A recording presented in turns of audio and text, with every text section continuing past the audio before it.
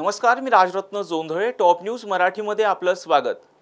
अमोल कोल्हे माझ्या शेवटची लोकसभा निवडणूक लढवण्याच्या वक्तव्याविषयी खूपच भावनिक झाले असतील आणि त्यांना वाटत असेल की मी अजून 4 लोकसभा निवडणुका लढवाव्या, तर मी लोकसभा निवडणुका लढवण्यास तयार आहे, अशी टीका शिरूर लोकसभेचे महायुतीचे उमेदवार शिवाजीराव आढळराव पाटील यांनी डॉक्टर अमोल कोल्हे यांच्यावर केली आहे। ही माझी शेवटची लोकसभा निवडणूक आहे असं आवाहन शिवाजीराव आढळराव पाटील यांनी मतदारांना केलं होतं। मी निवडणूक लढवायची की नाही हा माझा वैयक्तिक निर्णय आहे। मी राजकारणातून कधीच निवृत्त होऊ नये असं जर अमोल कोल्हे यांना वाटत असेल तर मी पुन्हा त्यांच्यासोबत लोकसभा निवडणूक लढवण्यास तयार आहे असं आव्हान शिवाजीराव आढळराव पाटील यांनी डॉक्टर अमोल कोल्हे यांना दिले। माझ्यात मीपणा भरला नसून डॉक्टर अमोल कोल्हे यांच्यातच मीपणा भरला आहे। त्याचबरोबर अमोल कोल्हे हे लिहून दिलेले स्क्रिप्ट वाचतात असा आरोप देखील शिवाजीराव आढळराव पाटील यांनी अमोल कोल्हे यांच्यावर केला आहे।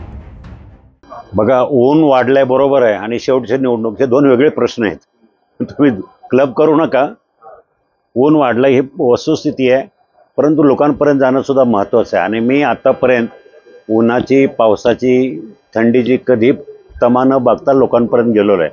अगदी वादळामध्ये, उन्हामध्ये, अगदी वनवा पेटलेला असताना सुद्धा लोकांपर्यंत धावत गेलेलो आहे। तेव्हा तसं काही त्याच्यामध्ये आम्हाला सवय आहे, माझ्या कार्यकर्त्यांना सवय आहे। आम्ही सगळे ग्राउंडवरचे कार्यकर्ते आहेत, राऊंडवरचे नाहीत। त्यामुळं उन्हाची आम्हाला काय फरक काय नाही। आता काळजी ना, ठीक आहे, जास्त पाणी पिणं, खूपच बाहेर जास्त चालायचं असेल तर डोक्यावर टोपी घालणं वगैरे। मी सुद्धा तिसऱ्यांदा आलो आहे, नाही असं नाही, तिसऱ्यांदा चौथ्यांदा माझी विजिट आहे। आणि लीडचं म्हणाल तर मी 3-4 निवडणुका लढली, चौथी निवडणूक आहे। पहिल्या निवडणुकीमध्ये माझं लीड होतं 27,534 2009ला, नंतर 55-60 हजारचं लीड होतं आणि नंतर 37,000चं। त्यामुळं हे लीड आमचं कायमच राहणार आहेत। काय किती तोडतील काय तोडतील हे जनता जनार्दन पाहिजे। आता त्यांनी काय बोलावं आणि त्यांना मी काय प्रत्युत्तर द्यावं हा माझा वैयक्तिक प्रश्न आहे। शेवटी 15 वर्ष तुम्ही काम केलं नाही, मी 25 वर्ष काम करतोय आणि ठीक आहे ना, हा माझा वैयक्तिक प्रश्न आहे। मी लढावं की नाही लढव, तुमची इच्छा, त्यांची जर कोल्ह्यांची इच्छा असेल मी अजून 4 निवडणुका लढेल, त्यांचा माझा आग्रह असेल। त्यांचा आग्रह आहे का की मी निवृत्त होऊ नये राजकीय सक्रिय राजकारणातून? मला वाटलं माझ्या लाईफ सेट वेगळा आहे, ॲजेंडा वेगळा आहे। मी उद्योग क्षेत्रामध्ये काम केलं, सहकार क्षेत्रामध्ये काम केलं, शिक्षण क्षेत्रामध्ये काम केलं, राजकारणामध्ये किती काम करायचं, काय करायचं हा माझा वैयक्तिक प्रश्न आहे। आणि त्यामुळं मला वाटलं की नाही ठीक आहे, अजून याच्यानंतर दुसऱ्यांना संधी द्यावी, दुसरी कोणी त्याच्यामध्ये ही जागा घ्यावी। आणि त्यांचा खूपच आग्रह असेल, त्यांना वाईट वाटत असेल की मी माझी शेवटची निवडणूक ते भावनिक झाले असेल तर मी पुन्हा लढेल। तुम्हाला दिसलंय का ते म्हणताय? आता ते काय म्हणतात, त्या काय स्क्रिप्ट प्रमाणे बोलतात, ते त्यांना माहिती नाही काय बोलतात ते। मला काय माहिती नाही कोण आहे ते। तुम्हाला कोणाला दिसलंय का की मीपणा करतोय? ते मीपणा त्यांच्यामध्ये ठासून भरलेला आहे प्रत्येक गोष्टीमध्ये। अजित पवारांवर टीका, यांच्यावर टीका, त्यांच्यावर टीका, माझ्यावर रोज घसरणं हा त्यांचा मीपणा आहे। आणि मीपणाच नव्हे तर हे कुठंतरी निवडणूक हातातून निसटल्याचे चिन्ह आहे। मग ठीक आहे ना, आता जर कोल्ह्यांना वाटत असेल तसं तर माझी हरकत नाही, मी अजून लढेल। मग त्यांचा आग्रह आहे असं तुमच्या बोलण्यावरून कळालंय की त्यांना वाईट वाटतं की मी अजून लढावं, मी लढेल।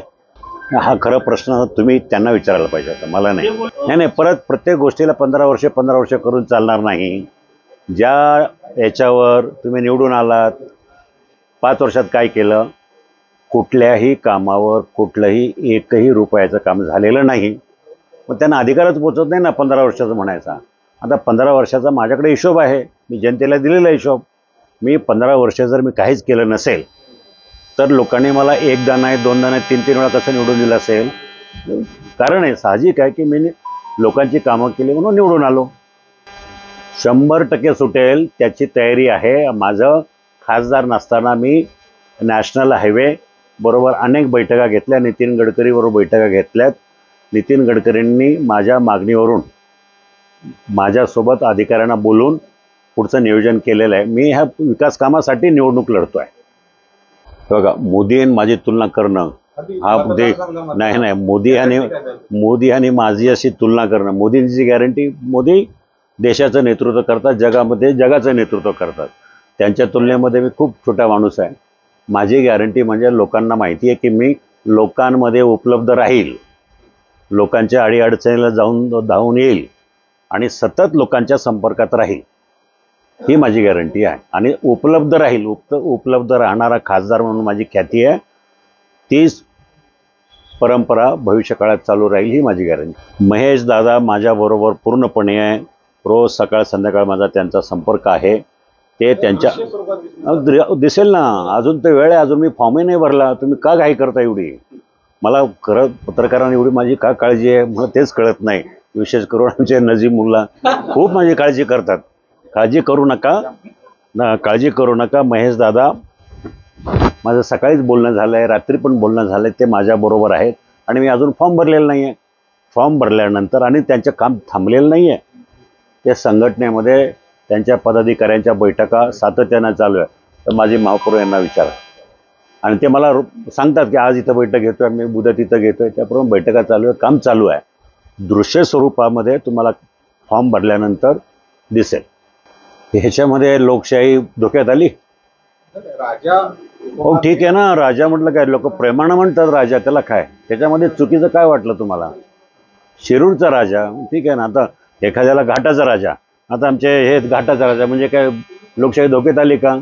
हे बैलगाडा क्षेत्रामध्ये मोठं काम करतं बघा, बऱ्याच ठिकाणी लिहिलं आहे घाटाचा राजा, असं काही नाही. हे ह्याच्यावर पत्रकारांनी नाही ते काढणं म्हणजे मला विनोद वाटतो हा. तर काय कामच करण्याची काय अपेक्षा? निवडणुकीपुरती सगळीच आश्वासनं देतात, पण प्रत्यक्षात फारसं काही घडतंय असं वाटत नाही. तेच आमच्याकडे येतात मागायला 5 वर्षातून एकदा, हे आम्हाला काय देणार आहे? आता या निवडणुकीला आम्ही विचार केलेला आहे, कुणाला निवडून द्यायचं किंवा कुणाला नाही निवडून द्यायचं. इलेक्शन आले की रस्त्यांची कामं चालू करतात, एरवी काहीही दिसत नाही. असं ते परिस्थिती आता ते निसर्गावर आहे.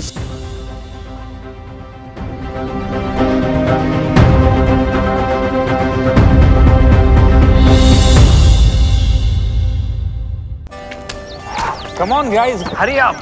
अरे सुन ना, एक ब्रेक ले लेते हैं. Guys, I'm telling you, तुम लोगों को सही से ट्रैकिंग नहीं आता. But that's okay, you can learn. रोज का ढक्कन देना. ये रेड वाला है, सही वाला देना. अबे ढक्कन, पहले तो सही पानी पीना.